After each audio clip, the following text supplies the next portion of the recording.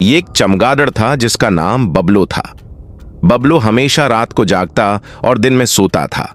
उसे लगता था कि रात ही सबसे अच्छी होती है क्योंकि इस वक्त खामोशी होती है और वो मजे से उड़ता फिरता था।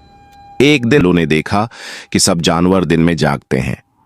हाथी दरख्त के नीचे आराम करता, खरगोश फल जमा करता और परिंदे गाने गाते थे। बबलू ने सोचा, मैं भी दिन में जाग कर देखता हूं, शायद कुछ नया सीखूं। अगले दिन बबलू दिन में जागा। उसने देखा कि सूरज की रोशनी में सब कुछ कितना साफ और खूबसूरत लगता है। वो अपने दोस्तों के साथ खेला, हंसा और मजा किया। बबलू ने समझा कि दिन और रात दोनों की अपनी अहमियत है। दिन में काम करने से जिंदगी में तरतीब आती है और रात को सोने से हम ताजा दम हो जाते हैं। आखिर में बबलू ने सीखा कि हर चीज का अपना वक्त होता है और हमें दोनों वक्तों की कदर करनी चाहिए। अगर आपको ये कहानी पसंद आई हो तो वीडियो को लाइक करें और हमारे चैनल को सब्सक्राइब करना न भूलें। हे